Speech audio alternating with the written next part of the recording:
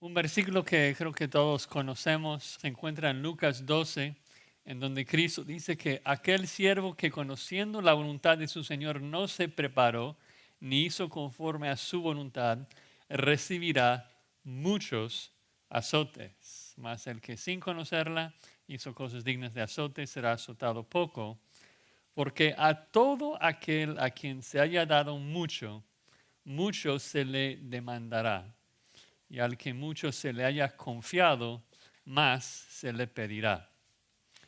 Una frase que conocemos, pero es una frase bien sobria a la luz de lo que nosotros hemos recibido. Si recuerdan, la semana pasada vimos ese gran himno de Colosenses 1, 15 al 23, en donde Pablo exalta a la persona y la obra de Cristo. Nos habló Pablo de Cristo y todas las bendiciones que tenemos en Él y por estar en Él. Cristo es la imagen del Dios invisible, el primogénito de toda la creación, el que creó todo, el que sostiene todo, el que es antes de todas las cosas, que es la cabeza de la iglesia. Y Él, siendo Dios Todopoderoso, se hizo hombre, vino al mundo para reconciliarnos con Dios y un día presentarnos santos y sin mancha e irreprensibles delante de su Padre.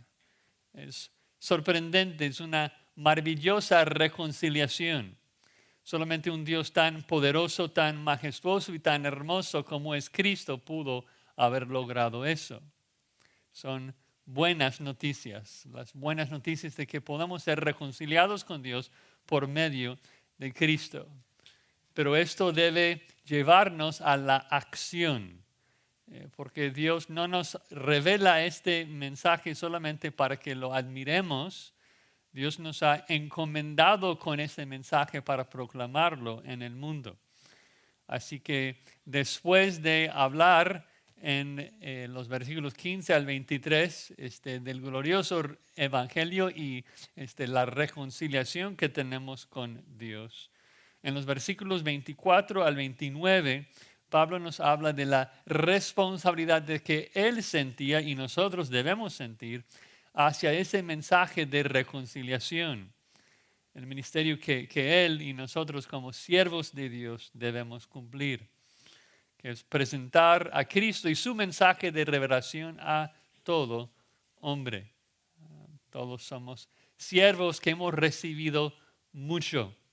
Y el mundo tiene una necesidad imperante de recibir la esperanza del Evangelio. Son enemigos de Dios y listos para recibir su castigo. El mundo, como vemos en las noticias todos los días, está en caos, siempre al borde de la destrucción completa y necesita a Cristo más que nunca. Y nosotros hemos sido confiados con el mensaje de reconciliación, el mensaje de Cristo. Así que si usted profesa haber recibido esa reconciliación tan gloriosa y no quiere ser un siervo infiel, quien recibirá muchos azotes, mostrando de que no eres verdaderamente un creyente, Pablo nos exhorta con este pasaje. Veremos tres maneras de ser un siervo fiel. Tres maneras de ser un siervo fiel de ese mensaje. Primero es vivir dignamente de Cristo. Segunda manera es conocer profundamente a Cristo. Y en tercer lugar, anunciar completamente a Cristo. Vivir dignamente de Cristo, conocer profundamente a Cristo y anunciar completamente a Cristo. Vamos a leer este texto que habla del ministerio de Pablo y por aplicación una responsabilidad de nosotros. Dice así Colosenses 1, comenzando con el verso 24. Ahora me alegro de mis sufrimientos por ustedes y en mi carne, completando lo que falta de las aflicciones de Cristo, hago mi parte por su cuerpo, que es la iglesia. Esta iglesia fui hecho ministro conforme a la administración de Dios que me fue dada para beneficio de ustedes, a fin de llevar a cabo la predicación de la palabra de Dios. Es decir, el misterio que ha estado oculto desde los siglos y generaciones, pero que ahora ha sido manifestado a sus santos. A estos Dios quiso dar a conocer cuáles son las riquezas de la gloria de este misterio entre los gentiles, que es Cristo en ustedes, la esperanza de la gloria. A Él nosotros proclamamos, amonestando a todos los hombres, enseñando a todos los hombres con toda sabiduría, a fin de poder presentar a todo hombre perfecto en Cristo. Con este fin también trabajo, esforzándome según su poder que obra poderosamente en mí. Amén. Vamos a orar. Padre, gracias por este precioso texto y oramos que tu Espíritu Santo nos prepare para recibir esta palabra, que nos ayude a confesar nuestro pecado y llegar al texto con corazones puros y dispuestos, no solamente para comprender el pasaje, sino ponerlo por obra. Damos gracias, Señor, que podamos reunirnos y animarnos los unos a los otros y escuchar tu voz. Como siempre pedimos que tú, Padre, nos demuestras tu gloria brillando en la faz de Jesucristo. En su nombre oramos. Amén. Entonces, la primera manera de anunciar a Cristo y cumplir fielmente nuestro servicio a Dios es vivir dignamente de Cristo. Vivir dignamente de Cristo. Pablo comienza diciendo que se goza, se alegra, pero no de las cosas fáciles de su vida, sino de sus sufrimientos, de sus aflicciones. Es una exhortación fuerte para nosotros que nos quejamos y nos cuesta gozarnos de las cosas buenas de la vida. Y Pablo se alegró de su sufrimiento, de sus aflicciones. ¿Cómo pudo Pablo hacer esto? Bueno, creo que la respuesta en parte la vimos en los primeros versículos que preceden este texto. Primero vemos el amor de Pablo para Cristo, cómo lo estimaba, cómo admiraba a Cristo como el supremo rey del universo, cómo lo veía como un privilegio poder servirle y sufrir por él. Pero también vemos en los primeros 14 versículos el tremendo y profundo deseo de Cristo por las almas de la gente. ¿No? Vemos en el resto del Nuevo Testamento cómo Pablo anhelaba la salvación de la gente. Dice en Romanos 9 que si pudiera, hubiera ido al infierno por la salvación de los judíos incrédulos. Realmente increíble. Cómo luchaba también por la santificación de los creyentes. Entonces, cuando su propia persecución avanzaba el reino de Cristo, lo veía como un privilegio, como un gozo. Dice que sufre por ustedes, por vosotros. Obviamente en el contexto está encarcelado cuando escribe, está encadenado un soldado romano sufriendo. ¿Sufriendo por qué? Porque había anunciado el evangelio a gente exactamente como los colosenses. Ellos escucharon el evangelio, llegaron a la salvación precisamente por la predicación de Pablo. Porque Pablo no se dio por vencido. Pablo no dejó de predicar después de ser azotado, después de ser apedreado. Siguió predicando. Y Pablo entonces pudo gozarse en esa voluntad de Dios para su vida. Él entendía lo que dice Romanos 8:28, de que todas las cosas les ayudan a bien, ¿no? De que era para su propio bien su persecución. Cuando alguien piensa de que lo que le está pasando es para su bien, o sea, es entonces la fuente de felicidad y gozo. Si alguien te dijera de que algo que quieres hacer mañana, ir a París o ir a Disneylandia o hacer algo que quieres hacer, pues te gozas en esto. Para Pablo, lo mejor de lo mejor sería sufrir por su Cristo, de ser considerado digno de compartir el sufrimiento que el mundo quería expresar hacia Cristo. Pero eso nos lleva a la frase más compleja del párrafo, donde tenemos que detenernos un poco. Es el verso, segunda mitad del verso 24, de que dice que en mi carne completo cumplo o completando lo que falta de las aflicciones de Cristo. Y la pregunta obviamente surge en nuestras mentes, ¿qué falta de los sufrimientos o las aflicciones de Cristo? Particular porque la palabra ahí falta literalmente habla de una falla, una deficiencia, una falla de algo necesario. Pablo dice que las aflicciones o los sufrimientos de Cristo tuvieron una falla que Pablo tenía que cumplir. ¿Pueden decir amén a eso? Es a veces como difícil porque queremos leer el texto y como que obligarlo a decir lo que nosotros queremos y no aceptarlo. Muchas veces llegamos a la Biblia y decimos, no, pues no puede decir esto. No, o sea, si Pablo dice que tenía, o sea, que los sufrimientos de Cristo tenían una falla, entonces tienen una falla. La pregunta es, ¿cuál es esa falla? ¿Cuál es esa deficiencia? Definitivamente no podemos unirnos a la interpretación hereje de la Iglesia Católica Romana, que según ellos la cruz fue deficiente en cuanto a su eficacia, que no logró nuestra santificación completa y que nosotros tenemos que cumplirlo, que la cruz no nos justificó al 100%. Así que o aquí o en el purgatorio dicen que nosotros tenemos que sufrir para terminar la obra purificadora de Cristo en la cruz, para quitarnos de todo nuestro pecado. Pero eso es absurdo en el contexto del pasaje, porque Pablo acaba de argumentar de que por medio de la cruz Cristo nos reconcilió de tal manera que nos va a presentar delante de su Padre santos y sin mancha e irreprensibles delante de Él.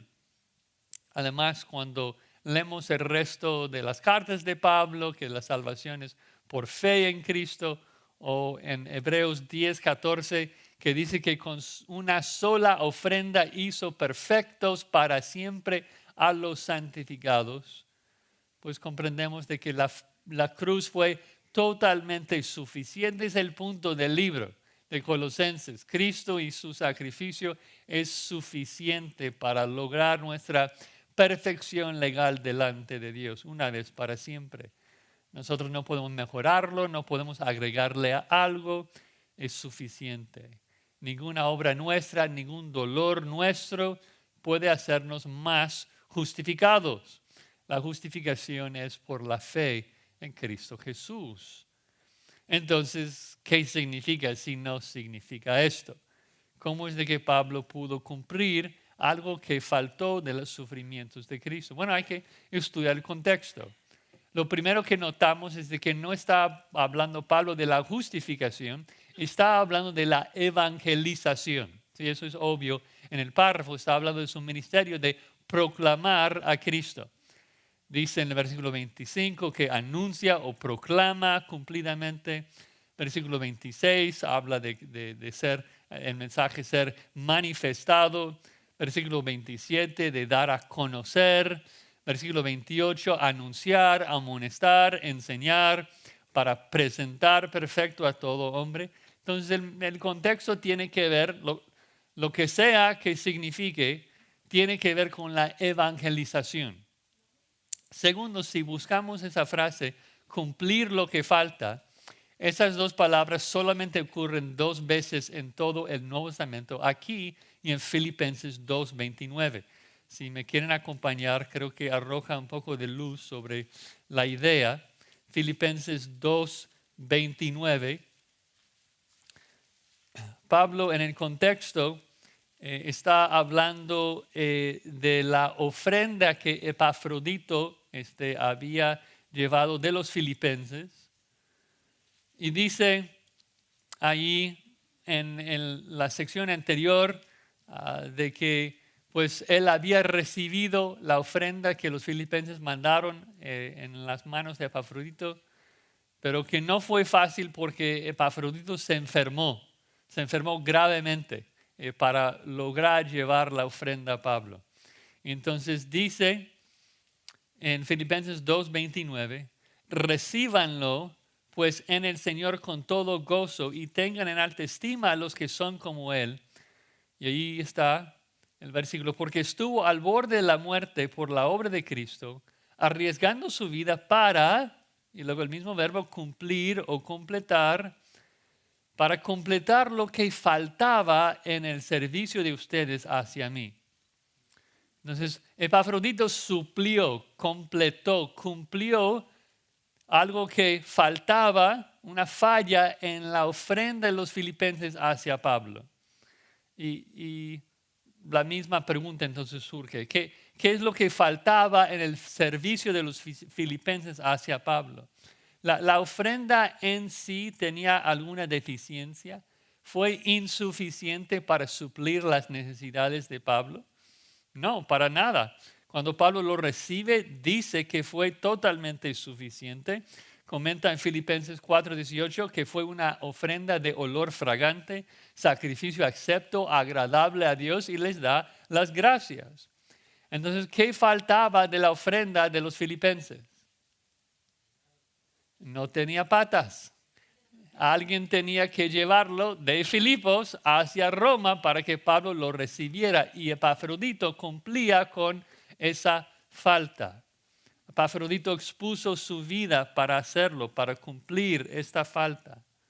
Entonces, si tomamos un paso atrás y pensemos nuevamente en Colosenses 1, lo que falta de las aflicciones de Cristo por su iglesia, por los escogidos, en particular los que no han escuchado el Evangelio, es de que alguien tiene que llevar el mensaje de la cruz y los moretones de Cristo, las aflicciones de Cristo a ellos. Eso no es para la justificación, es para la evangelización. Porque Pablo veía que la persecución que él recibía, sus sufrimientos, eran sufrimientos ¿de quién? Eran sufrimientos de Cristo, ¿no? Porque la gente le perseguía, ¿por qué? Porque quería perseguir a Cristo. Y Pablo entendió esto muy bien porque él mismo lo había hecho. Y recuerdan allí cuando él iba a Damasco para perseguir a la iglesia, que Cristo le llama, ¿y qué le dice? Dice, Saulo, Saulo, ¿por qué me persigues? Porque Cristo ve la persecución de su iglesia como una persecución hacia él mismo, hacia su cuerpo. Es lo que dice ahí al final del versículo 24, que la iglesia es su cuerpo. Cuando alguien te pega a ti, pega a Cristo.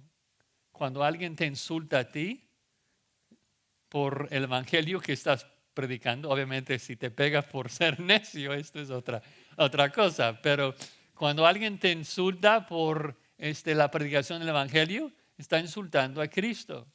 Y precisamente por eso Pablo pudo decir en Gálatas 6:17, de aquí en adelante nadie me causa molestias porque yo traigo en mi cuerpo las marcas de Jesucristo, las marcas del Señor Jesús. Entonces habla Pablo de las tribulaciones que él experimentaba en nombre de Cristo para que los escogidos llegaran a la salvación. Y la clave para aplicarlo a nuestras vidas en esta tarde es ver esto, de que Pablo fue un representante, un ministro tan fiel de Cristo que la gente trataba a Pablo como quisiera tratar a Cristo. Y la aplicación debe ser obvia para nosotros, de que nosotros también debemos vivir tal como Cristo, que la gente trata a nosotros como quisiera tratar a Cristo. Debemos llevar su mensaje y, si es necesario, incluso su cruz y los moretones en nuestro cuerpo.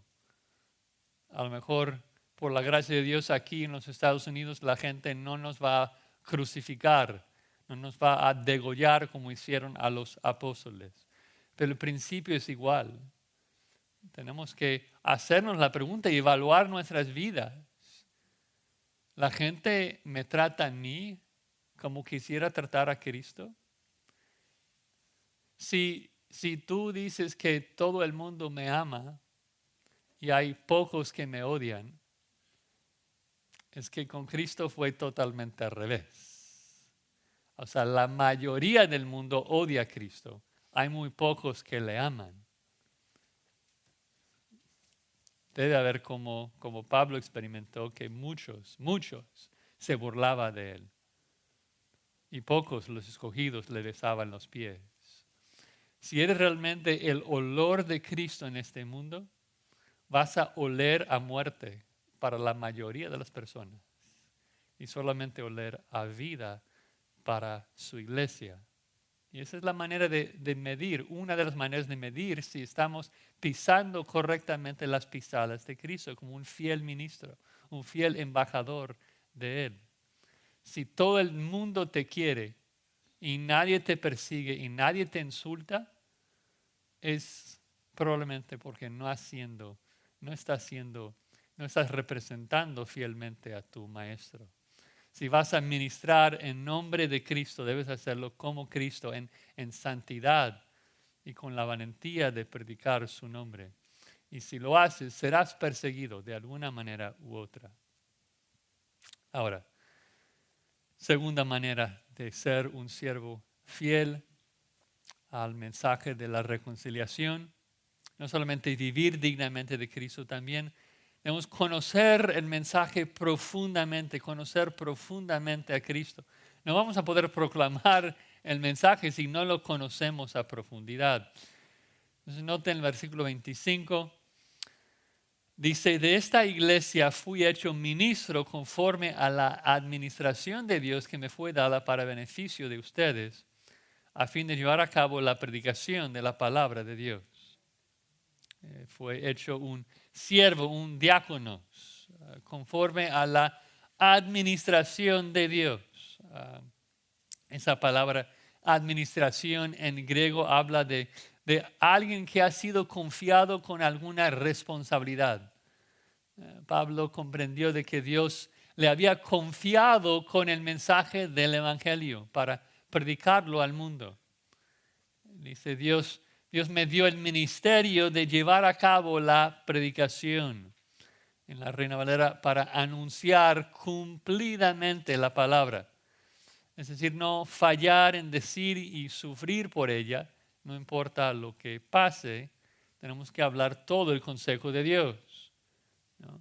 Jesús nos ha confiado a todos nosotros con su gran comisión de hacer discípulos, de enseñarles todas las cosas, de enseñarles a guardar todas las cosas que Él nos ha enseñado y hacerlo cumplidamente, ¿no? No es suficiente simplemente entregarle un folletito y decir Dios te ama. Dios nos manda a ser un fiel ministro. Fieles ministros. La Biblia de las Américas pone la nota ahí que literalmente dice hacer plena o cumplir plenamente la palabra, ¿no? La idea es de predicar toda la palabra de Dios, de enseñar todo lo que sea posible. Obviamente mucha gente nos va a cerrar la puerta y no nos va a escuchar. Esto es su responsabilidad. Pero nuestra responsabilidad es enseñarles todo lo que escuche, ¿no? Pablo nos va a explicar cómo hacer esto en el último punto, en los versículos de 28 a 29. Pero antes nos habla primero del mensaje mismo. Noten versículo 26, la palabra, el mensaje, el misterio que nos ha sido confiado. Es el misterio que ha estado oculto desde los siglos y generaciones, pero que ahora ha sido manifestado a sus santos. Es un encargo especial porque es un mensaje que no ha estado disponible antes. Desde los siglos y generaciones pasadas no lo tenían, pero ahora Dios lo ha revelado a los santos. Somos privilegiados de poder predicar y proclamar este mensaje. ¿Y qué es ese misterio que ahora ha sido revelado? Versículo 27. A estos Dios quiso dar a conocer cuáles son las riquezas de la gloria de este misterio entre los gentiles. ¿Y cuál es el misterio? Que es Cristo en ustedes, la esperanza de la gloria. Cristo, el preeminente, el primogénito del mundo entero, el creador, el sustentador, la imagen del Dios mismo, morando dentro de gentiles impuros. Eso es un gran misterio. Eso es inconcebible, eso es inimaginable. No solamente porque somos pecadores y no merecemos para nada que nuestro Creador more dentro de nosotros, sino porque como gentiles, pues en tiempos del Antiguo Testamento el Mesías era solamente para ¿quiénes? Para Israel. La idea de que los gentiles iban a recibir al Mesías sin hacerse prosélitos al judaísmo fue un misterio no revelado antes. Claro que siempre hubo cierta esperanza para los gentiles. Dios prometió bendecir a todo el mundo por medio de la simiente de Abraham, pero siempre por medio de Israel. Pero ahora ha sido revelado que Cristo habita directamente dentro de los gentiles. Esa parte de que fue revelado es importante porque demuestra que no fue un cambio de plan. Siempre fue el diseño y plan de Dios hacerlo así, solamente que no lo había revelado antes. No lo sabíamos hasta ahora. Ahora que lo sabemos es mucho más claro y de hecho regresamos al Antiguo Testamento y decimos, tú nos estaba como que dando a entender de que esto iba a pasar. Versículos como Isaías 49:6, que dice, Dios Padre está hablando con el Mesías y le dice, poca cosa es que tú seas mi siervo para levantar las tribus de Jacob y para restaurar a los que quedaron de Israel. También te haré luz de las naciones para que mi salvación alcance hasta los confines de la tierra. Y ahora después, del Nuevo Testamento, regresamos a esto y lo comprendemos con mayor facilidad. Pero no fue revelado claramente antes. Ahora todo el mundo, todas las naciones del mundo tienen la esperanza de gloria. Y la esperanza de gloria no es la esperanza de andar sobre calles de oro o de morar en una ciudad celestial. La esperanza de gloria es de tener a Cristo. Cristo es nuestra esperanza. Una esperanza que ahora todo hombre tiene. Entonces Pablo dice, Dios me ha dado un ministerio, y mi ministerio es anunciar este misterio que Dios ahora ha revelado y anunciar completamente la palabra de Dios. Y ese mensaje es Cristo, que Cristo mora en los creyentes. Debemos llevar ese mensaje, ¿no? Cristo es el evangelio que proclamamos, es las buenas nuevas que proclamamos. Pero para poder proclamar ese misterio, entonces tenemos que conocer a quién. Tenemos que conocer al Cristo que proclamamos. No puedes proclamar a Cristo si no lo conoces. Por eso Pablo tomó el tiempo en los versículos anteriores de hablarnos de quién es Cristo en Colosenses 1:15 al 23, donde nos explicó quién es Cristo y lo que ha hecho por nosotros. De que Cristo es la imagen del Dios invisible, Dios hecho carne. De que Él obró la reconciliación en la cruz. Nosotros tenemos que conocer esa revelación, conocer ese misterio para poder proclamarlo con fidelidad al mundo. Poder rogar al mundo, necesitas ser reconciliado con Dios. Tú tienes un enemigo omnipotente, pero Dios ha revelado un plan para reconciliar a hombres enemigos.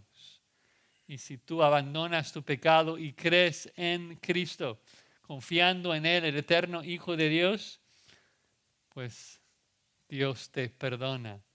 Dios te hace su amigo. Maravilloso, maravilloso mensaje. Bueno, esto fue el segundo punto. Ya vimos entonces que debemos vivir dignamente el mensaje, debemos conocer profundamente a Cristo y ahora debemos presentar completamente a Cristo. Presentar completamente a Cristo. Dice versículo 28, a Él nosotros proclamamos. Obviamente No hay tiempo de tener una clase aquí de evangelismo, pero esos dos versículos 28 y 20, o sea, de 28 al 30 son realmente clave para, perdón, 28 al 29. Estoy todavía en Filipenses 2, perdón, me cruzaron los cables. ¿Qué versículo 30? Yo pensé que mi texto terminaba en 29. 28 y 29 realmente es un resumen de cómo evangelizar. No vamos a poder extraer todo, pero quiero darles 7 principios que vemos aquí, muy importantes. Primero es el que dice, a Él proclamamos. La meta del evangelismo es proclamar a Cristo. Él es nuestro mensaje. No proclamamos Dios te ama y tiene un plan magnífico para tu vida. No sabemos esto. No predicamos la moralidad, no predicamos la política, no anunciamos la psicología. Pablo dice, los judíos piden señales, los griegos piden sabiduría. No nos importa eso.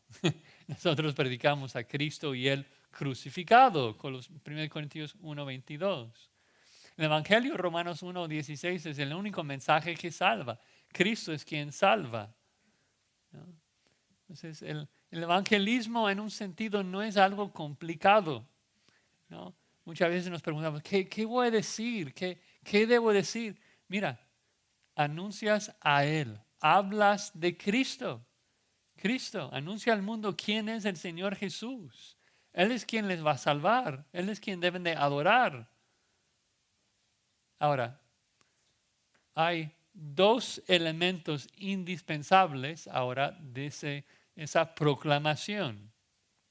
Esa proclamación de Cristo, cuando estamos hablando de quién es Cristo y lo que ha hecho Cristo, tiene 2 partes. La primera parte es la amonestación.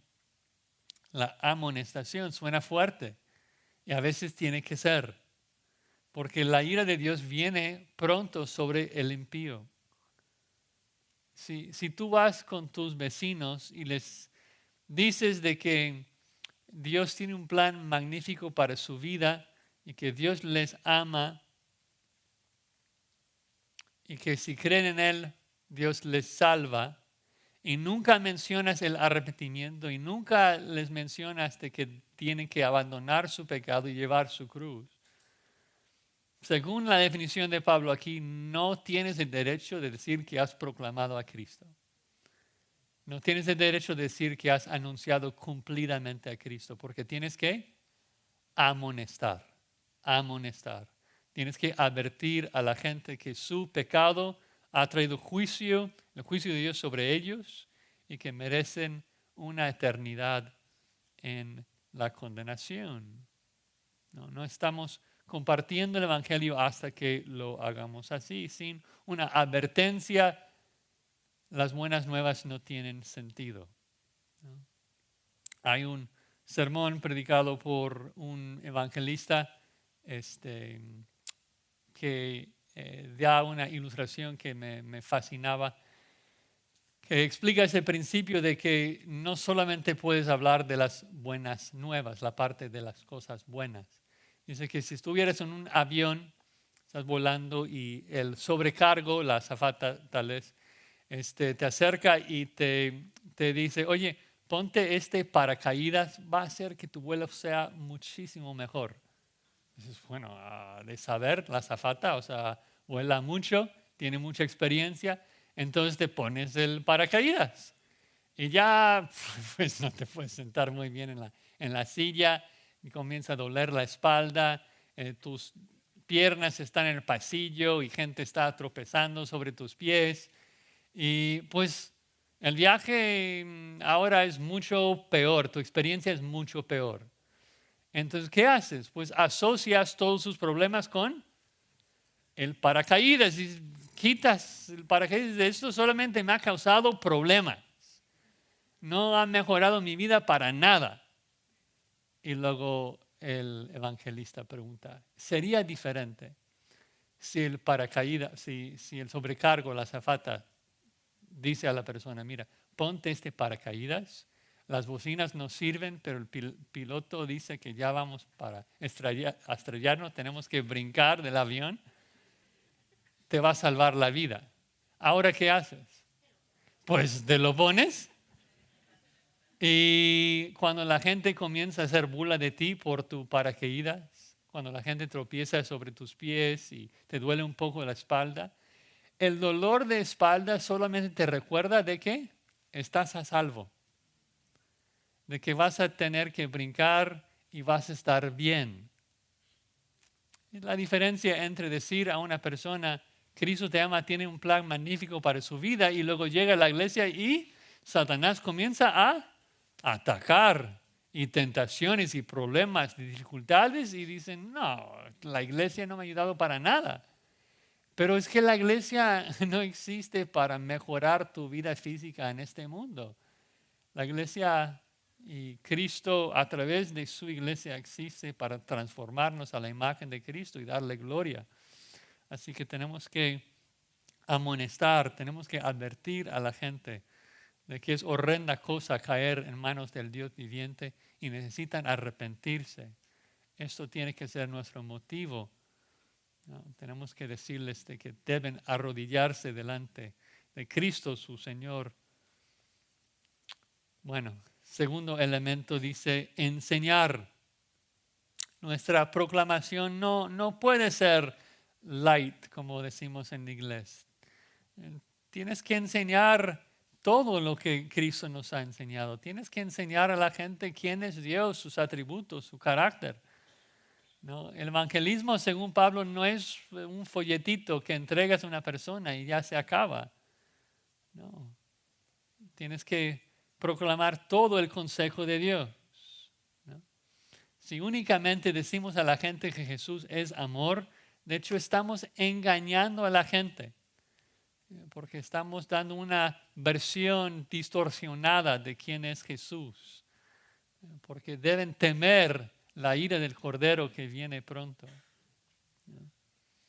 Debemos anunciar a Cristo como la Escritura lo revela, no como nosotros quisiéramos tenerlo.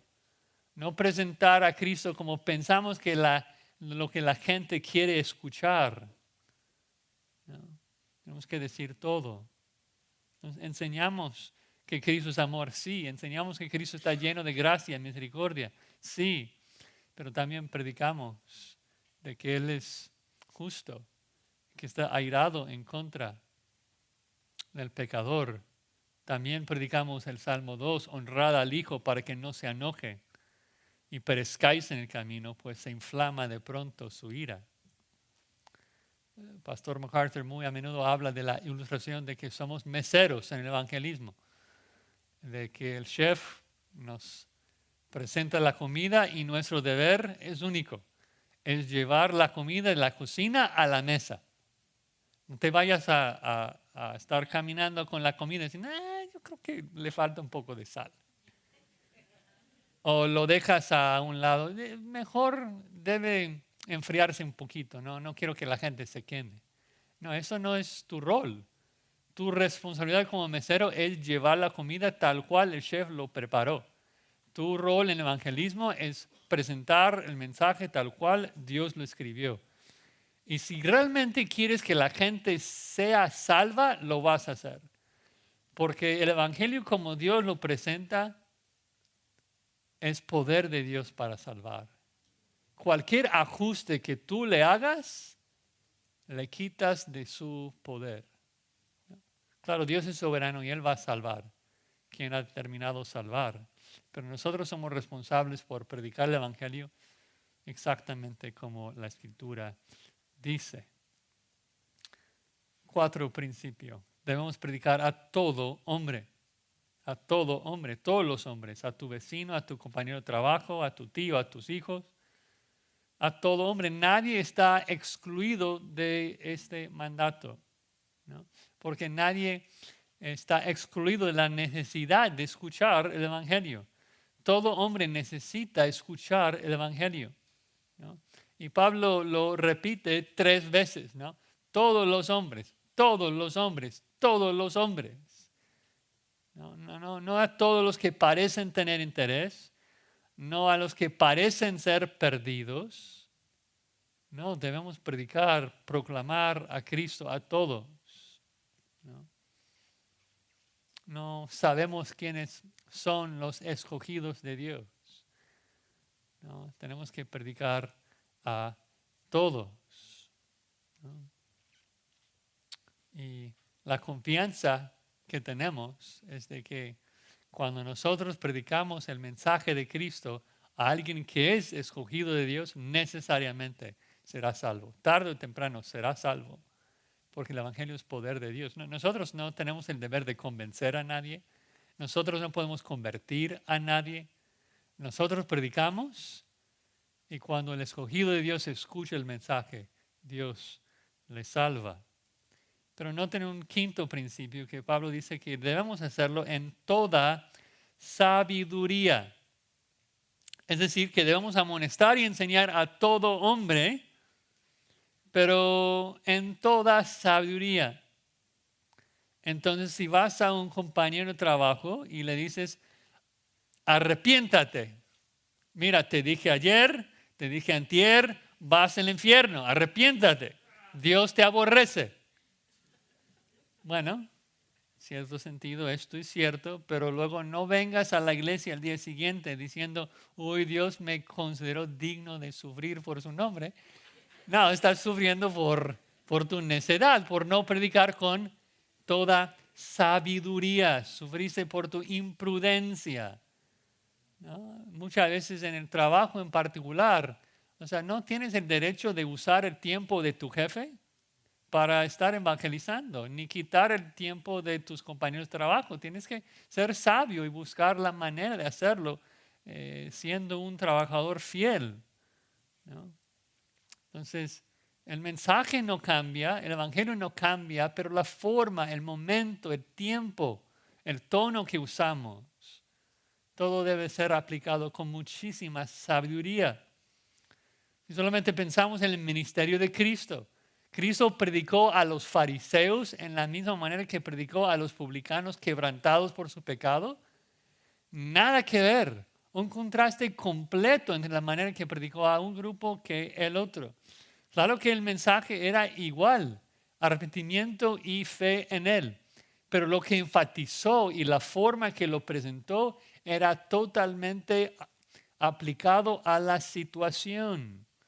Por eso tenemos que rogarle a Dios que nos dé mucha sabiduría. A lo mejor sí vas a tener que decir a un fariseo, arrepiéntate, la ira de Dios te espera. Yo seguramente he hablado con testigos de Jehová así y otros falsos maestros. Pero si hay alguien en el hospital quebrantado, humillado, un publicano clamando a Cristo, sé propicio a mi pecador, el mensaje de Cristo a esa persona es: venid a mí todos los cargados y trabajados y yo os haré descansar. Soy manso y humilde de corazón y hallaréis descanso para vuestras almas. Mi yugo es fácil, ligera mi carga. Y por eso en el evangelismo es importante cuando es posible escuchar a la persona, ver dónde está para luego aplicar el evangelio de la manera más sabia posible. Somos embajadores de Cristo, estamos rogando de parte de Él. Y es por eso que tenemos que conocer bien la Escritura. No vamos a ser sabios en el evangelismo si no conocemos la Escritura. Pablo nos instruye en 1 Tesalonicenses 5:14 de esas diferentes maneras de tratar con la gente. Le exhortamos, hermanos, a que amonesten a los indisciplinados, que animen a los desalentados, sostengan a los débiles y sean pacientes con todos. Es decir, que no puedes sostener a los indisciplinados como no debes amonestar a los débiles. Tienes que aplicar la acción apropiada a cada uno. Ahora, ¿cuál es la meta? ¿Por qué hacemos todo esto? Sexto principio: para presentarlos perfectos, a fin de presentarlos completos, a fin de llevarlos a un conocimiento completo de Cristo. ¿No? Es nuestro deseo para cada hombre. ¿No? Esto es la meta. La meta es poder la bendición de llevarlo a la madurez, de una santificación completa y poder tener la bendición aún cuando llegamos al cielo de saber de que Dios nos usó. El tiempo que nosotros invertimos en la santificación de un hermano para que Cristo pudiera presentarlo a su Padre santo y sin mancha e irreprensible delante de Él. Y creo que a veces nosotros tenemos que pedir que Dios nos ayude en esto porque perdemos nuestra vista de la meta cuando evangelizamos.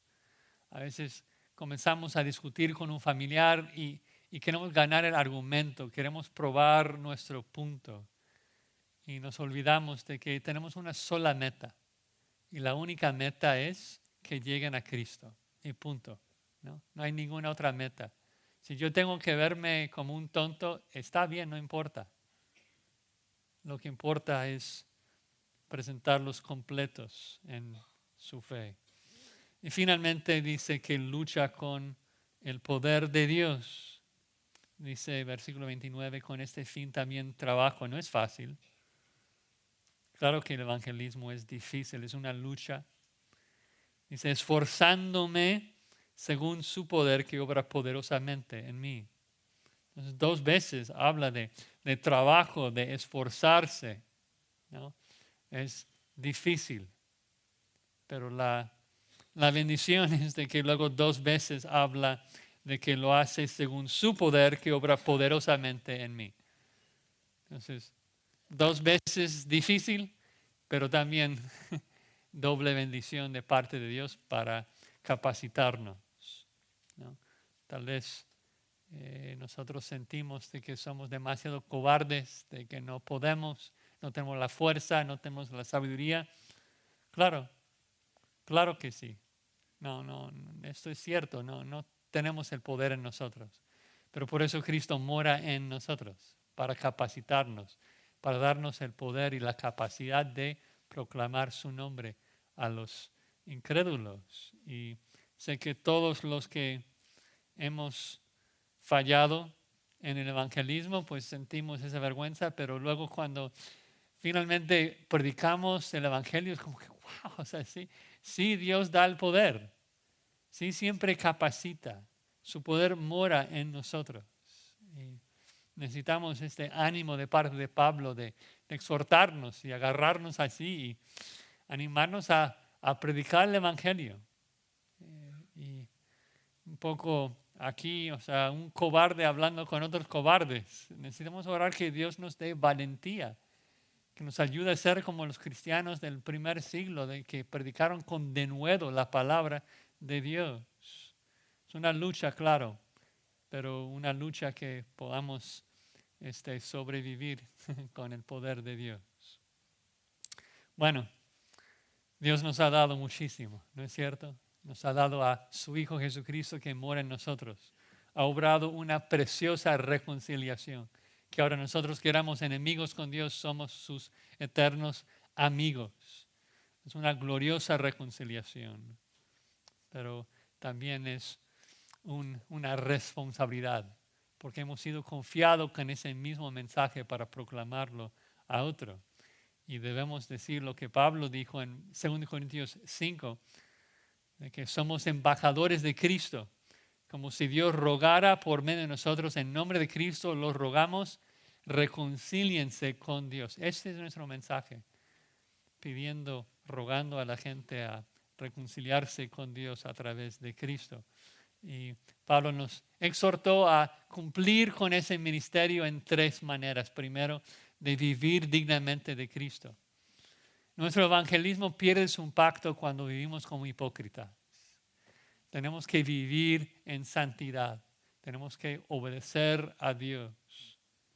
Vivir dignamente de Cristo. También debemos conocer profundamente a Cristo. No vamos a predicar el evangelio si no conocemos el mensaje. Y nuestras vidas no serán transformadas. La persona que proclama a Cristo es el que conoce a Cristo, que está enamorado de Cristo. Es obvio que hay una relación directa entre las 2 cosas. El que poco ama, poco evangeliza. Y finalmente debemos anunciar completamente a Cristo, siendo valientes con la palabra de Dios para que todo hombre se arrepiente y llegue a la bendición de ser reconciliado con Dios a través de Cristo. Oremos. Padre, gracias por esta exhortación. Duele, tu palabra es una espada que corta. Y en esta noche ha revelado nuestro pecado y confesamos nuestro pecado y nuestra cobardía, que muchas veces nos hemos callado cuando debemos de hablar. Y damos gracias por la bendición de tener el Espíritu Santo morando en nosotros, capacitándonos, empoderándonos, y oramos que nos ayudes a ser fieles ministros tuyos para proclamar tu mensaje al mundo que tanto te necesita. Lo pedimos en el nombre de Cristo. Amén.